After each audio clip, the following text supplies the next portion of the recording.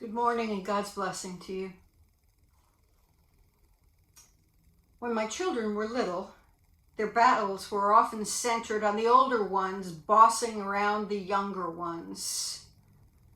I raised 5 kids, so there was a lot of this, with the older ones saying things like, "You've got to do this thing," and the younger ones saying, "Who gave you the right? You're not the boss of me."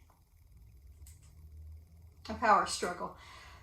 And our gospel today starts out with the same kind of power struggle, with the Pharisees saying, "What gives you the right? What makes you think you're the boss of us? Who gave you that right? Do you have the right to tell us what to do the things that you do, to stand there and dare to instruct us?" The Pharisees were used to being obeyed and not challenged. People in power often take that position. They've made their way to the top of their power pyramid, and they think their authority is not to be questioned. So anyone who challenges that authority is violating their whole concept of the power of their position. It's all about winners and losers. The Pharisees saw anyone else claiming authority as somebody who was trying to gain power and authority in a different way than they did. It couldn't possibly be valid. And oh, by the way, Jesus didn't seem to be acknowledging their power, which was politically dangerous for them. And so they resorted to veiled insults, implying that he had no right to speak because he wasn't properly credentialed. Insults. We're living in a world of insults these days, both subtly veiled and outright vile. The days of insults, the gentler ones like, "Your mother wears army boots," or "four eyes" for those who are optically challenged, and the famous or infamous "yo mama" jokes are past. Now the jibes are toxic. It was always about dominance and power, making someone feel small, but now it has amped up to dangerous levels. These things must go through cycles throughout the ages, because when this exchange between Jesus and the Pharisees was reported in this gospel, it was also a very dangerous time. The power dynamics, the pecking order, challenging those who were in power. It was a variant on the same sort of dynamic that in recent weeks caused a Russian dissident who spoke against Putin to be poisoned. In Jesus' time, it would eventually lead to his crucifixion. But I jump ahead. This gospel is instructive. This exchange that starts out with a challenge from the religious ruling class. What does Jesus do here? Does he say, "Your mother wears army boots"? Does he engage in a smackdown of epic proportions? No, he does something very different. On the face of it, his move seems a bit of clever wordplay, causing the Pharisees to be stuck in a place where they have no defense. He responds to their question, as he often does, with another question, and that's not unusual. It's a tradition in the Jewish faith. He says, "I'll answer your question if you answer one for me. Were John's baptisms of heaven or simply a human act?" Jesus knew that the people thought that John brought great power blessed by God. He was viewed as a prophet of God. The Pharisees couldn't say anything that denigrated John's words and acts because the people would rise up against them. They couldn't say anything that lifted up or endorsed John's words and acts because he had regularly challenged the Pharisees in no uncertain terms. You may recall what he called the religious leaders who snuck down to check him out when he was baptizing in the Jordan. "You brood of vipers." World class, right? So when Jesus asked that question of them, the Pharisees stepped back, and Jesus continued teaching, he was telling a parable, a riddle of sorts, and turning the conventional understanding of faithfulness upside down. It wasn't the power players and those who were outwardly religious who were living God's commandment. It was those who were regularly insulted, treated as unworthy, as sinners, as less than. Those who would have been scorned, turned out of the temple as ritually unclean, dismissed as broken, sinful, unwelcome, they were the ones who were on the right path. And those words were a balm to the spirits of those who were listening to Jesus' teachings, those who themselves felt dismissed or marginalized or judged unworthy, hearing that by listening and living Jesus' teachings, they were fully worthy, fully righteous, fully beloved. As I prepared this sermon, I did something a little unusual. I've never done it before.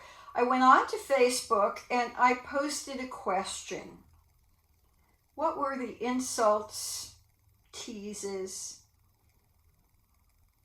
disrespect that you heard growing up?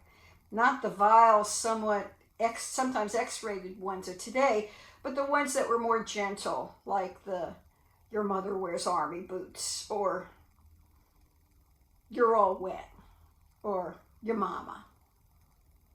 I expected a few responses from those who often commented on things that I said on Facebook, but 18 hours later, I was up to 80 responses. Much of what was posted fell into the categories of names, hurtful names that people called me. Some had made peace with what they had been called, but the pain, the ache of what people were called was still alive for many of those who responded. I presume some of the people who called my friends those names thought they were being clever. Some enjoyed the feeling of power that diminishes another person.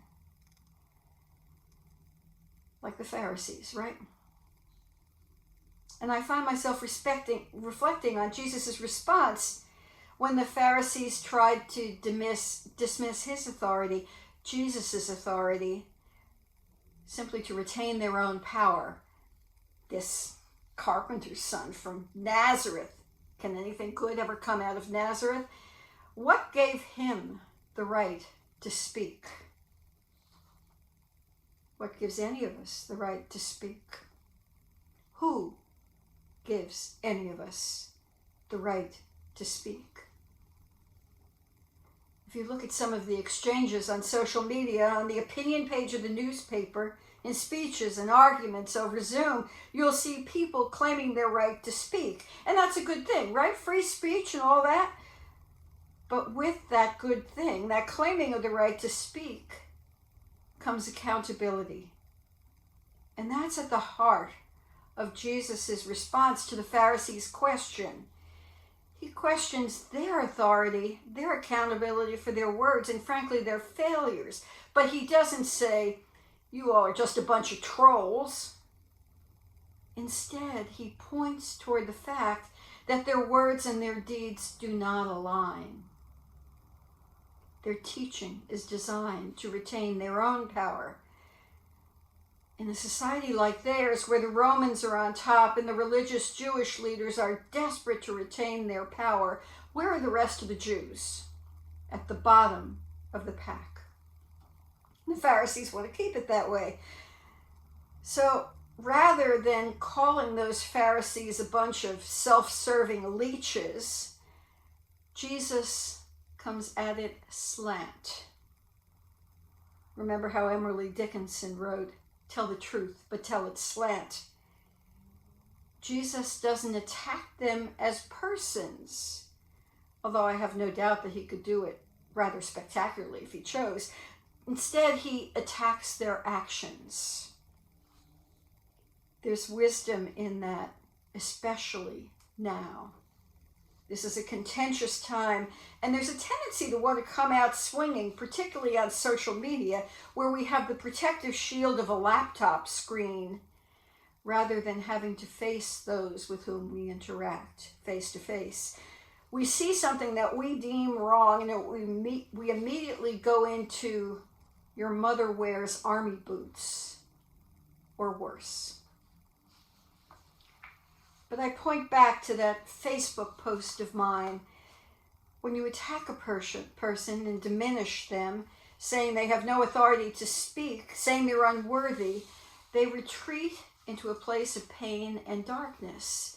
You are not going to convince them that they are wrong. You're going to entrench them behind the wall of pain.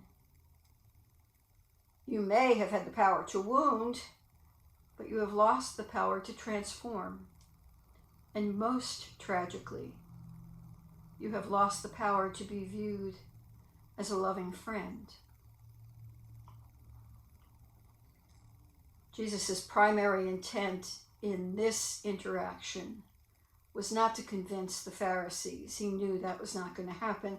His intent was getting his message across to those who were afraid that abandoning the Pharisees' path might mean their damnation. Those who were afraid that they couldn't lift their own voices. Those who feared that they had no right to speak.